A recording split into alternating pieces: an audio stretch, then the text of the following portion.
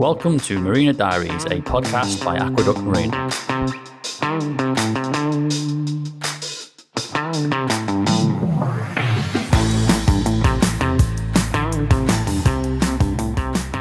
So welcome to episode 6 of Marina Diaries podcast. My name's Phil. And I'm Rich. And as you can see, we're in a very different location today. Yeah, we've come out of the usual office setting which you normally see us in, and we've embarked onto a beautiful boat built by Knights Narrowboats who are on site. Yeah. And it's their 39th boat. It's bright red, you can't miss it. Yeah, no, it smells great in here.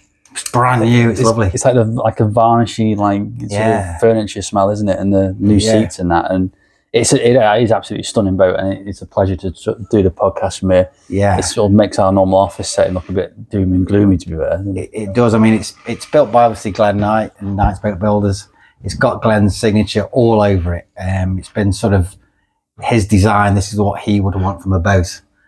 So it's got the extended cabin. It's got all the tricks on a skylight, which is just above my head somewhere there. Well done. So it has got all the tricks on. So yeah, Glenn was very happy for us to use this today, and we feel very privileged. So I get my teeth fixed. Yeah. That he's let us film on here. Yeah. We'll try not to make a mess. No, we won't make a mess. We've got any crumbs, we've got to tidy them up. Yeah, and for those that may or may not know as well, Glenn Knight and his team, they build boats here at the marina. They're the only sort of company on site building boats of this nature. So we have them on site. It's a close relationship we have with those and with the Knights team. And if you get a chance, there's a YouTube video on this one as well. You did? There is for people who want to see, or they're not seen it. They want to see more of you. They want to see more of me, which is quite concerning. There is a sort of show round of this boat, just showing some of its features and stuff. Faith does the camera work, I do the speaking bit, and it lasts about 3 minutes or so. It's an introduction to that. So it's on our YouTube channel, which you must like and subscribe to if you can. Well done, Rich. Well remembered. And subscription is free. Again, well remembered. Yeah. So we'll jump straight into what we know. Well, actually, let's cover what we're going to cover in this episode. Yeah. We're going to give you a bit of an update because we know it's been a couple of weeks. We did actually film one of these last week. Yeah. But the microphone didn't work, so we've had to redo it. It did on me, but not on him. And I wasn't having it. So so we've had to redo it, so that's why it's a little bit later, this one. But we're going to cover what's been happening in the last 2 to 3 weeks really along the site, some things that have happened and are currently going on. And also we're going to talk a little bit about how people can get involved in Canal Boat Network in general through things like volunteering. Yeah. So we'll jump straight into what's been happening in the last 2 to 3 weeks.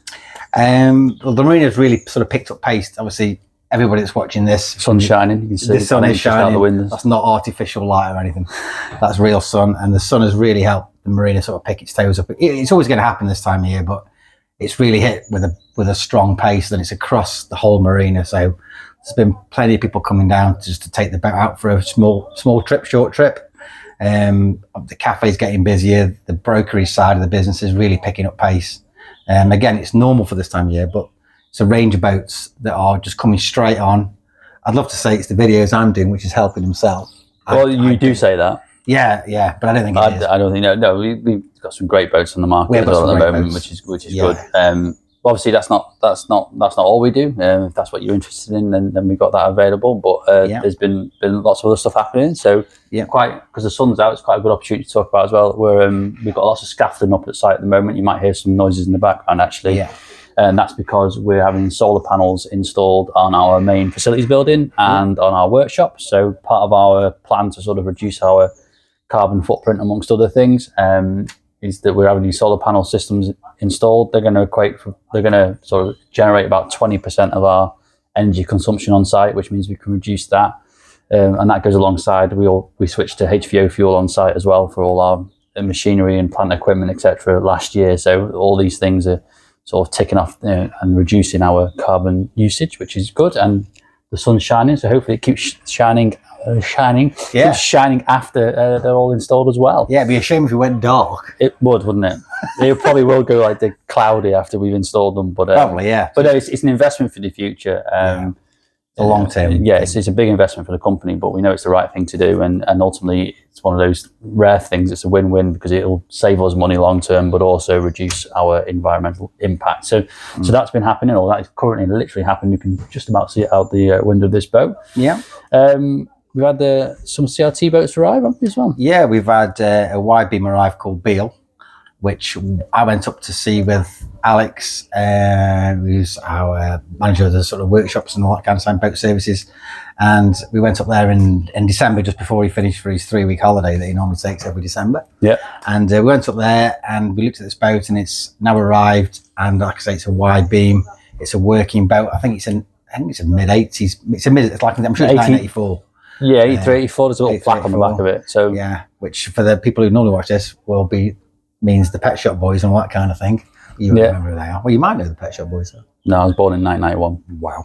No, I do know who they are. I'm joking, but I don't remember it the first time round. No, but yeah. So Beale's here, and that's having a lot of work estimated and spec'd, and it's going to be completely transformed, isn't it? Really? Yeah. So we talked about it previously on the podcast. We're obviously a narrowboat marina, like the one we're on today, but we do some wide beam projects for commercial customers such as the C&RT. We can get them in by road, and our workshops are big enough to take them. So yeah, that boat will complete refurb. Everything will be stripped out, renewed. It's been really well looked after by the team that have. I think you experienced that, didn't you, when you went to see the boat? He was so passionate about sort of keeping this boat alive. Yeah. And I think they've sort of really sort of nursed it along, and they've looked after it. I mean, it's got a lot of character, this boat. We'll hopefully keep the character on it, but give it a lot more life. Yeah. So it'll have a new engine, new fit out, modern amenities for the people using it. So the welfare facilities, toilet facilities, and just that stuff that means that the crews that are using that boat can get out there and do vital work on the canal system to keep it going and keep it maintained. Other things that have been happening, we've been talking a lot, planning our boat show. Yeah, the boat show is the 19th of July. It's going to be a full day. We've got exhibitors that will supply products and services into boats as well. So for boat owners to come along, but also it's a chance for what we'd like to think the rest of the world to come and see Aqueduct Marina, see what it's got to offer. Yeah, it's a bit different this year, isn't it? We used to do a thing called a family fun day, which was, as the name suggests, it's sort of more of a family event, and that's when the marina first started. And then we went to a bit more of a boat focused event, which has been great. But it's slightly smaller scale. And now with some of the other developments that we're doing on site, etc., this year's event is going to still be very much a boat focused event. But we are going to have a few more sort of leisure offerings and local businesses coming down as well, and hopefully complementary things that will help make boaters' lives with the marina better, but also will introduce a new audience to Aqueduct Marina as well. And I know Hannah, who's been arranging that with the help of Faith as well. That's our marketing team, I should say. They've started to sign up some really exciting exhibitors that we're going to start to announce over the next few weeks. There's some big names coming. So hopefully, if you are a boat owner currently or looking to buy a boat, there is going to be exhibitors here that you can talk to about solar, about steel work, about getting your boat insured, all those kind of things, kind of crash covers and new window suppliers, and so all the things you need, all the things you think you're not going to ask, but you will end up asking. They're all going to be here pretty much they're going to be here on the day.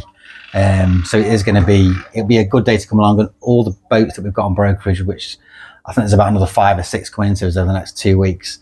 Some of those could still be here, may not be, but there'll be more and more. Obviously, it's July; it's a long way away, but we just want people to know people have things planned in advance, so it's good for us to mention it now. And we've got Crick in May as well. Obviously, like many people, we mentioned that previously, but Crick's a good chance to go and see quite a few new boats in the marina. But hopefully, this event that we're doing in July, our sort of boat show, we're going to get a good stock of boats here. It's a good chance to come and see some second-hand boats, which most people we talk to at Crick even. That's what they're looking for. Some people are looking for new boats like this one.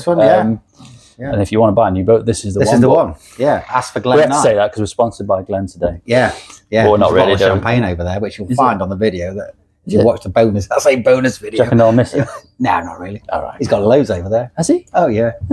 He bathes in it, I think. Okay, good. So you heard it here first. Glen Knight bathes in champagne. It's a good opportunity to come see all sorts of boats, from new boats like this through to second-hand boats. So that's our boat show. And in the evening, we've got a Elvis tribute from Pure Presley, which is Paul Larkham, who's quite local to the marina here, but is internationally renowned as one of the best Elvis tribute acts out there. We've had him here before.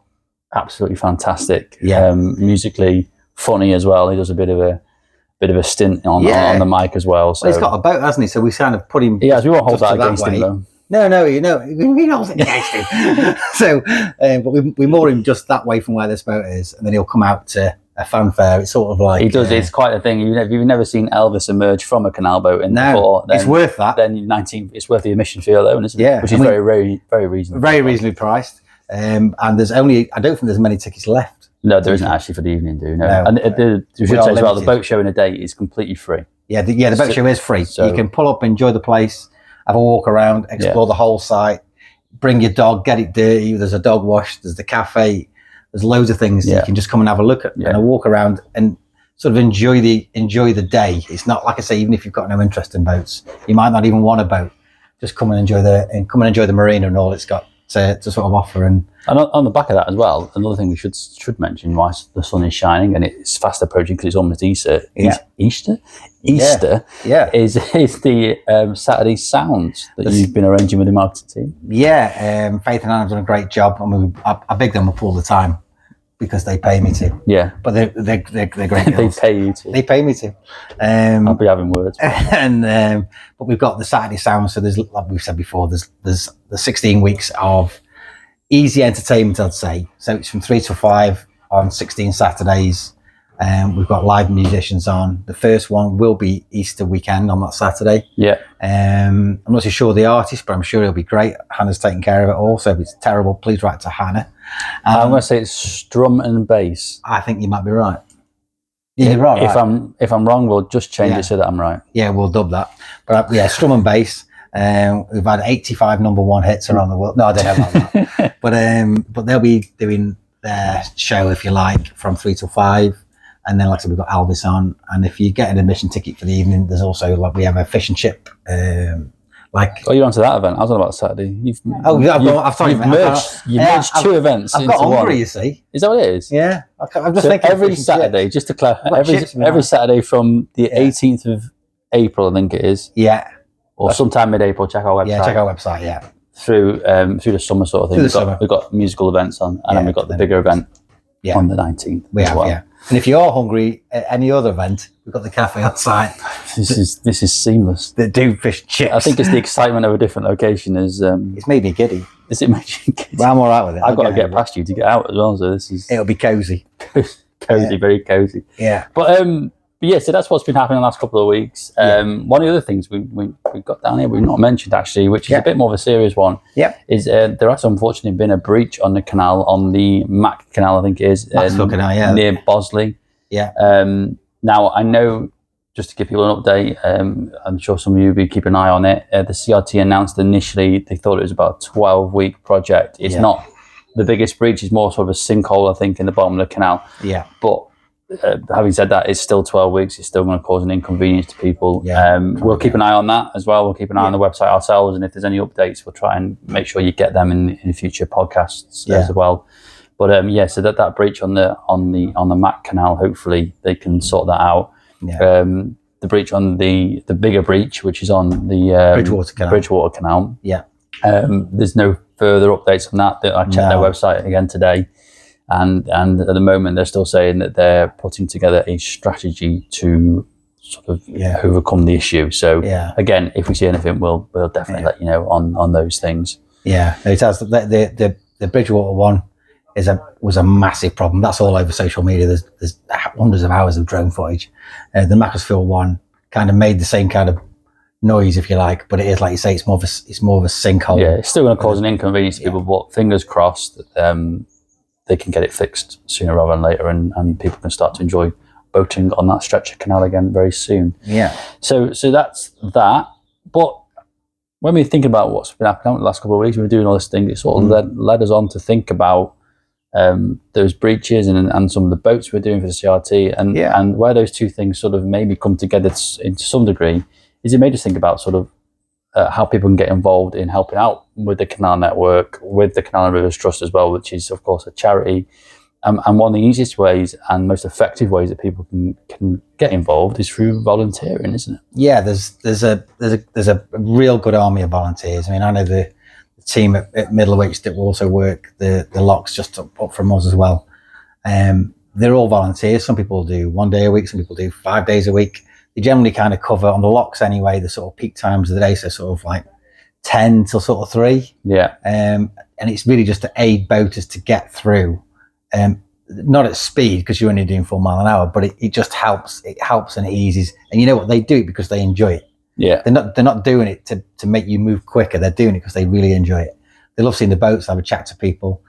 So if you do see the volunteers about, like I say, especially on the locks, you'll come across them probably a lot more frequently than the guys and the girls that will do sort of bits of maintenance and stuff like that. Yeah, one of the surprising things because we do, believe it or not, we do some research before we sit down and do one of these podcasts. But I've got a page there. You've got a page of, I can't read your writing though, so there's no help to me. But when we did a little bit of research for this, but on the CRT's website, I kind of knew obviously the great work that volunteers do, but I think the CRT said they had about 4,500 roughly volunteers last year. Yeah. But actually the variety of ways you can get involved was surprising, and you see them on the locks quite a lot, helping get through lots of different areas and busy times, busy areas. But also, there's here you can adopt a stretch canal. I think that's still a thing that people can do. Yeah. There's really interesting environmental projects you can get involved with. Just general fundraising as well at events and shows. Yeah. You see a lot of volunteers at Crick helping out and events like that. Yeah, lot keeping and a lot of maintenance projects as well. So helping keep areas tidy and putting sort of things like new steps in and we make CRT boats here that go out and volunteers use, and they just be moving materials around. It's real live. We've got boats now. That's an exhaust noise. They have been trying to get that boat going for the last half an hour, so it's running now. I'm impressed. They should move it whilst it's still going. But going back to volunteering, loads of different ways people can get involved in. And do you know what? CRT, they get some stick now and again, rightly or wrongly. But we have got to remember it is a charity, and this great thing that is canal boating, narrowboating in the UK is 2,000 miles plus of historic network. It's getting it's old, and it's kind of you got to respect it for what it is and kind of look after it. He's like me, but nobody respects me. So it is. Nobody. I apologise. Nobody. We took you a day out. I know we had a lovely day out here. Got a spot of lunch over there. But so it does. You're right. It is old and it does need respecting. And if people can get involved with volunteering, easiest way to do it, absolutely go on the CRT's website. And they've got loads of information on. Like I said, there's loads of different ways you can get involved. I think that they did a survey, and like 9 out of 10 people that did volunteer with the CRT would definitely recommend it to a friend. The mental I've never seen any angry volunteers. No, I haven't. Honestly, I've never seen any angry or what look like don't want to be there. They all want to be doing what they want to do. They've got some great videos on there as well of actual volunteers that are talking about their experiences and what they do, and it's great. And it's actually made me want to go and try it out, and I might just do that. So well, you're getting quite into your boating. Well, that's for another episode, maybe. We won't talk about that. No, not yet. But I think that's pretty much what we wanted to cover this time, isn't it? That's it. We wanted to show you a bit of a different location to show that we aren't robots. Or AI. And we haven't just got one half of a face that just looks at half a camera. That's true. I do prefer this side of your head. Do you? Yeah, honestly. I can't blame you. No, it's the better side. But it's been great to do it from there. I think we'll do it on another boat actually in the future. And if you'd like to see us on more boats, you let us know. And if you go onto the YouTube videos or our website, you can maybe choose the boat. Give us some ideas which boat you want us to see us on. You can do that, as long as it's here. I just thought of that. Yeah, well done. Oh, no. Well, we'll have to do it now. You said it. So I know. So no, but seriously, if there's anything that people want to see, we've said it every time. There's questions you want us to answer. We'll do our best to get to them. If there's subjects you want us to cover, again, we'll do our best to try and cover those subjects in future episodes. And as Rich will tell you, you need to like and subscribe. Like and subscribe. A subscription is free. It's not like any contract or anything. Nope. No, you press a button and it's as simple as that. And if Rich can do it, I can do it. I think even my dad could do it. So if he's watching, hello Dad. He's on holiday at the minute. Is he? Yeah, but he'll watch this though. Good. Yeah. So to stop us rambling on, I think we'll leave it there. Thank you very much for watching, and we'll see you again soon for episode 7, hopefully in a week or maybe 2 weeks' time, depending on whether we turn the mics on next time. Yeah, that would help, wouldn't it? Anyway. See you again soon. Thank you very much.